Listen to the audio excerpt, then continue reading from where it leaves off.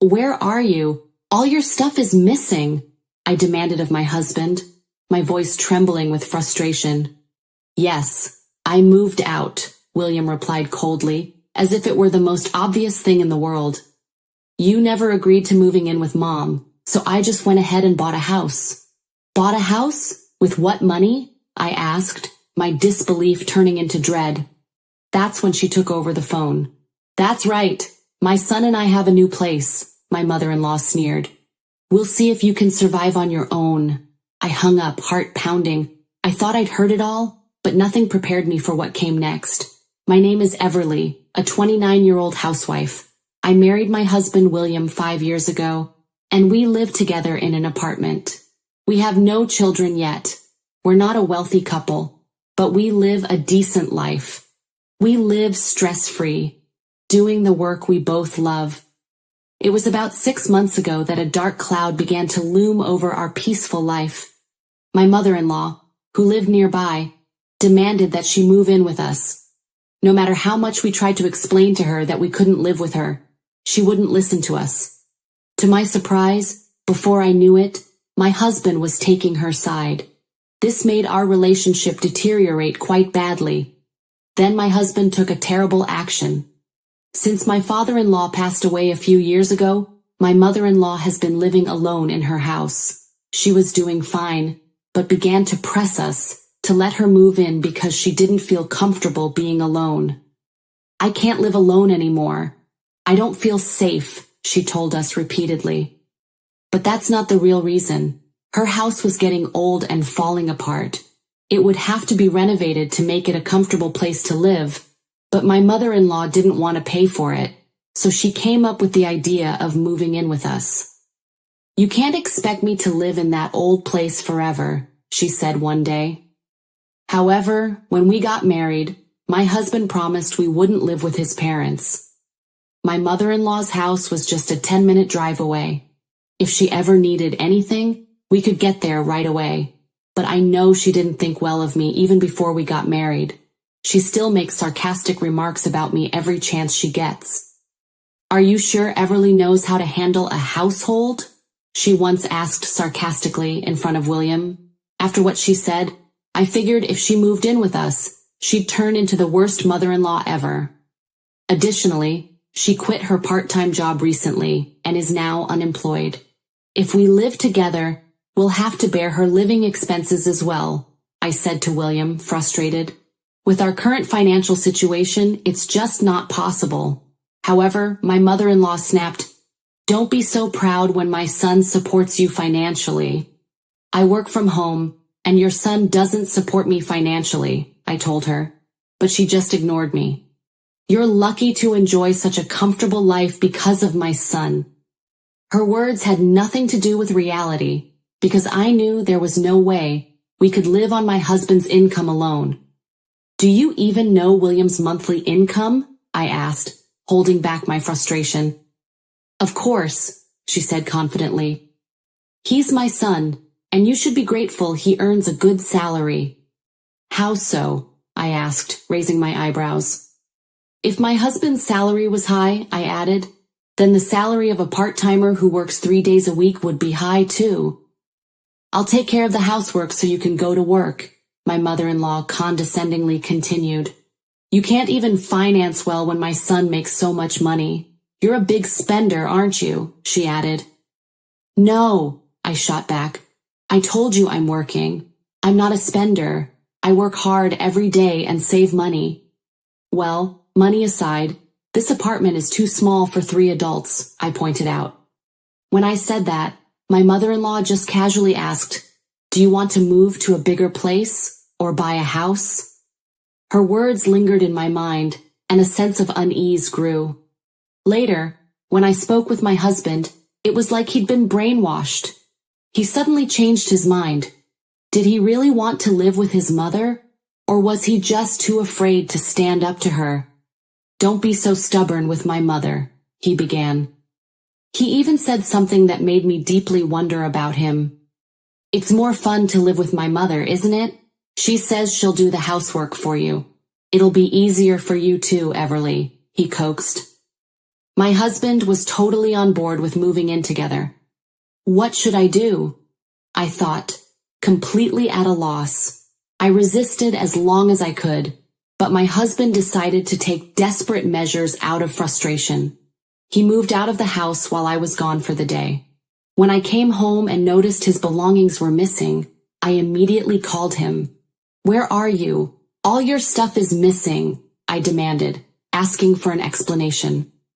"Yes, I moved out," he replied coldly. "You never agreed to moving in with Mom, so I just went ahead and bought a house." "Bought a house? With which money?" I asked in disbelief. "It seems my mother-in-law took over the phone." "That's right. My son and I will live in the new house for a while. We may live with you when you've had time to think it over. You probably can't even afford the rent there on your own. You better be sorry," she concluded. "Okay, well, excuse me," I said and hung up. My mother-in-law was still trying to throw her sarcastic comments at me, but I felt ridiculous and ended the call quickly. They bought a house? Of course they're lying. There's no way my husband and mother-in-law could afford to buy a house with their financial resources. I don't know where they are, but they can do whatever they want. In fact, I can live on my own without my husband, and I can afford to be on my own financially. I was paying the rent with my own money to begin with, so I have nothing to worry about, even if my husband is gone. I started to seriously consider divorce. A few days later, I got a call. "Hey Francis, long time no talk," I greeted my brother as I picked up the phone. "You know, there's William and his mother at my house," he replied. "What?" I exclaimed in surprise. "My brother owns a house. Right after he bought the house, he got transferred and I was left in charge of managing the house ever since." "Hold on a sec," I said. I immediately checked the safe in the bedroom. It's not there. The key to my brother's house is missing. "Francis, the key is missing," I told him. "Did you call William?" Francis asked. "No, I'm sorry, Francis. It's a long story," I replied. "I have a pretty good idea what may be going on. What should I do?" he asked. "We can call the police already," I suggested. "Yeah, but they're your family. I don't think the police will intervene," my brother retorted. "That's right. I'm sorry. I'll take care of it in a couple of days. Can I ask you to wait a little?" I asked. "Okay, let me know if there's anything I can do to help," Francis reassured me. "Thanks," I responded. As soon as I got off the phone with my brother, I called my husband. To my surprise, my mother-in-law answered. "Oh, I hope you're feeling sorry by now," she said smugly. "Why is you picking up?" "Where are you?" I asked her. "Oh, you don't sound so sorry, are you?" my mother-in-law sneered. "Where are you?" I demanded again. "I don't need to tell you anything. You're desperate, aren't you? You don't want to give up your husband with a $9,000 monthly salary," she continued. $9,000 salary? Who? I asked, confused. "Of course it's my son. A son with enough money to buy such a splendid house," she exclaimed excitedly. "Ha ha ha!" I couldn't help but burst out laughing. "What's so funny?" she snapped. "William said that if you don't listen to him, he's willing to divorce you." "I see. Then divorce is fine," I said calmly. "How stubborn are you? If he dumps you, you won't be able to do it on your own, will you?" my mother-in-law continued. "Of course I will. I have no interest in a husband who only earns $900 a month." Silence filled the line. My mother-in-law didn't respond. Maybe she was too stunned to speak. I smirked and added, "Hello? Still there? Mother of a man who barely scrapes together $900 a month?" "What are you talking about?" she retorted. "I'm saying that William makes $900 a month from his part-time job," I replied. "I think you're missing one zero," she insisted. "No, I'm not. It's $900 a month," I corrected her. When I asked William about his salary, he said around 9, my mother-in-law explained. "Yes, that's right, around 9, I agreed. "Well, I guess it's hard to believe that your son only makes $900. "Well, $9,000? That's quite a high salary. It was thanks to my salary that we could pay all our expenses. By the way, my salary is around 5, I concluded. 500? She asked. No, 5,000, according to how you think, I replied. I'm not being supported by him. My husband quit his job a few years ago. Since then, he only works part-time 3 days a week. When I told my mother-in-law about this, she didn't react, and I went on with my story. By the way, the house that you live in right now, the house you think my husband bought, it belongs to my brother. This house was bought for me by William, she argued. No, it's my brother's house. I was in charge of it while my brother's family lives in another area. He gave me the key, and William took it without permission.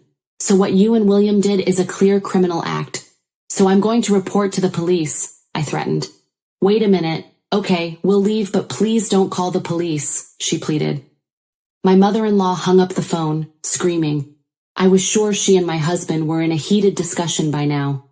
When I went to check on my brother's house afterward, my husband and mother-in-law were gone. They must have run back to their house in a panic. I immediately contacted my brother and apologized for the trouble my husband had caused. I still had one thing left to do: divorce my selfish husband. I signed the divorce papers and sent them to my in-laws' house. Then my husband called me in a panic. You're kidding, right? I'm sorry, and I apologize about the house, so please reconsider, he begged. I can't be married to a thief. Please sleep happily with your mother, whom you love so much, I said coldly. I can't live if you leave me, he pleaded.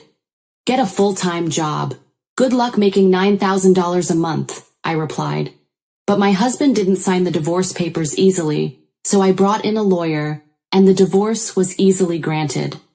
I was able to get a clean break from the impossible mother and son who tried to force me to live with them. My husband and mother-in-law continued to live in the shabby house, apparently. William went to the unemployment office to look for a full-time job, but because of the long period of time he spent working part-time, it was difficult to find a company that would hire him on a full-time basis. They are still living on his $900 income, and his mother started working part-time again. My husband's mother complains to him every day, and they fight constantly.